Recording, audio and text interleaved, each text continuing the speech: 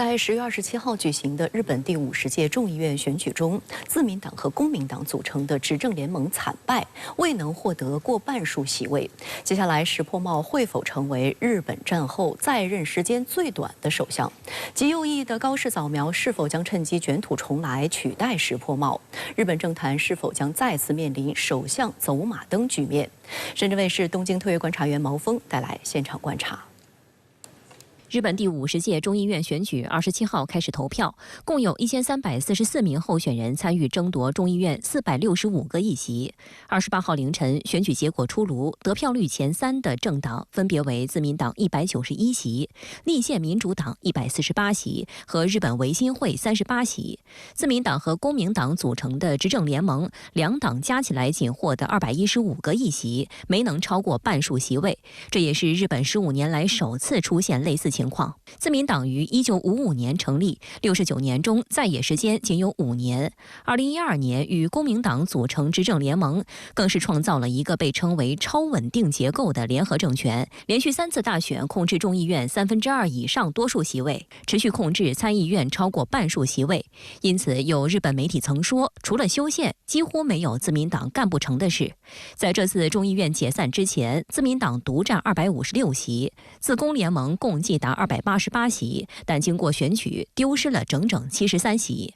那么这次选举结果改变了已经持续了12年的日本政坛的基本架构，就是自民党一党独大的格局被打破，从一强多弱转为两强相争。自公两党组成的执政联盟失去了众议院的多数议席之后但是现在还是最大的党派，暂时还能够继续执政。但是下一步要推动立法和政策的议程都会遇到在野势力的强力的阻挠。众议院选举失利后，自民党总裁、日本首相石破茂召开记者会，他强调了继续执政的意愿，称会继续与公明党联合执政，并就选举結果及政治黑金问題致歉，还表示将在自民党内部切實實施改革。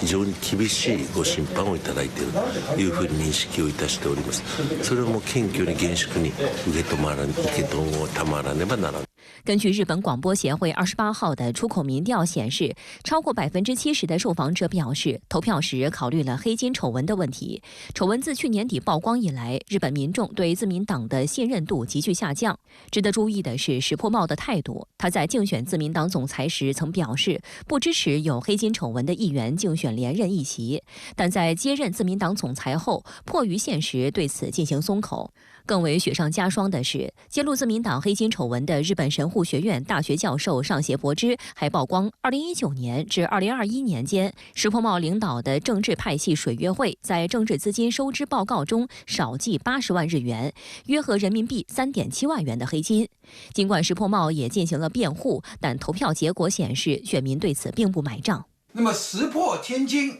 遭遇滑铁卢式的惨败，它的主要原因，首先是石破高估了自己，低估了对手在野党，错估了当前的民意。那么石破呢，是试图利用新内阁、新政权它的所谓的新鲜保质期，来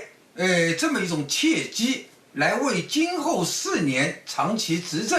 打下基础。但是结果呢，却是机关算尽，反误了卿卿性命。那么自民党黑金政治持续发酵，重创了自民党的这次选举。那么其次是在一些重大政见和政策上，石破的朝令夕改，失去了民众的信赖。深圳卫视东京特约观察员毛峰还向深圳卫视表示，除了黑金政治外，更深层次的原因还是石破茂并非日本经济金融界期待的政治领导人。近年来，如何抑制物价飞涨、重振经济才是日本国民最关心的议题。然而，无论是前首相岸田文雄还是菅义伟，不仅未能解决国民的通货膨胀之苦，还进一步增税，导致最终黯然下台。外界注意到，28号自民党众议院选举惨败的当天，日元跌至3个月来新低。日本舆论担忧，如果石破茂辞职，日元恐怕还会进一步贬值。那么石破一直反对安倍经济学，主张的是要加息，特别是对老百姓来说最反感的征税等经济政策。因此呢，石破意外当选，东京的股市呢，也意外没有出现所谓的祝贺性的涨势，却出现了罕见的大跌1000多点。那么在最近2周的11个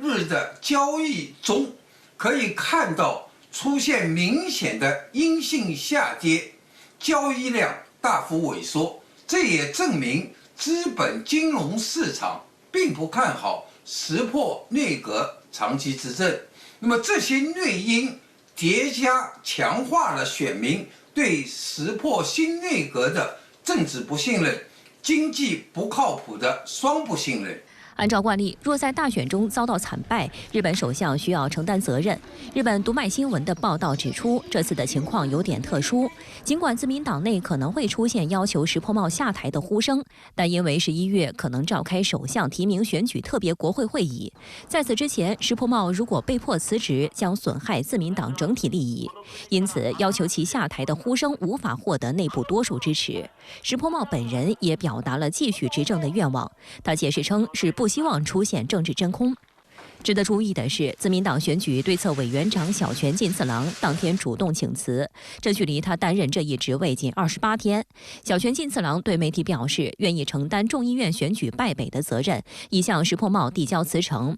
小泉进次郎现年43岁，为日本前首相小泉纯一郎之子。38岁时第一次进入内阁担任环境大臣，曾被认为是石破茂竞选自民党总裁时的强有力对手之一。但在第2轮中，小泉的支持者改为支持石破茂，最终将石破茂拱上了总裁乃至首相的位子。因此，小泉也被认为是石破茂的战友。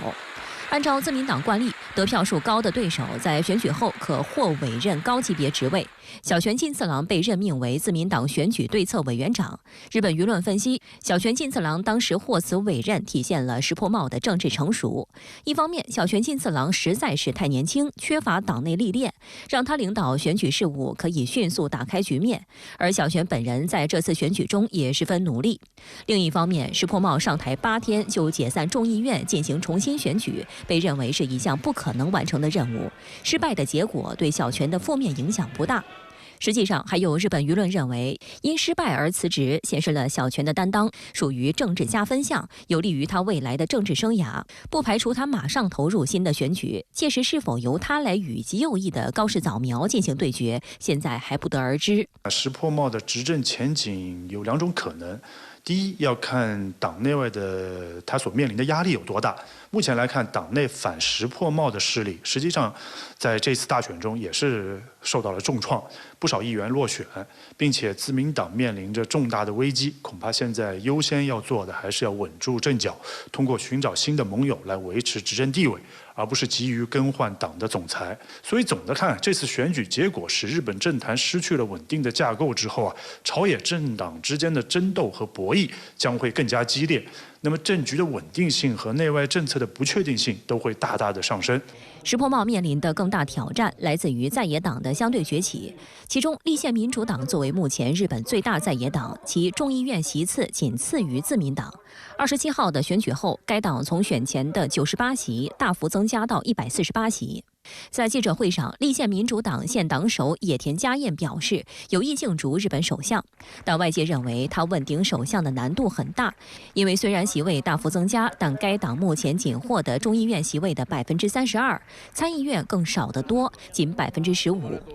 值得一提的是，现年67岁的野田佳彦曾经在2011年到2012年间短暂担任日本首相，后被安倍晋三击败。也就是从那一年起，自民党和公明党组成执政联盟，形成新的格局，延续至今。实际上，决定未来政权归属的，实际上取决于其他几个小党的选择。那么其中最为关键的是国民民主党和日本维新会这2个党。那么他们选择跟谁合作，会决定谁上台执政。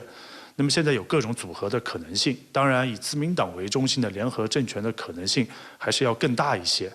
日本宪法规定，众议院大选后30天内必须召集特别国会，届时现任石破内阁将集体辞职，由新当选议员组成的众议院和参议院提名下一任首相。如果石破茂实现连任，将成立第2届石破内阁。一旦首相换人，石破茂将成为日本战后在任时间最短的首相。如果在野势力达成共识，支持野田佳彦或者别的党首，那么新的首相从在野党中产生的话，那么自公两党就要下野。当然，由于在野党之间也是矛盾重重，难以形成合力，所以这种前景出现的可能性比较小。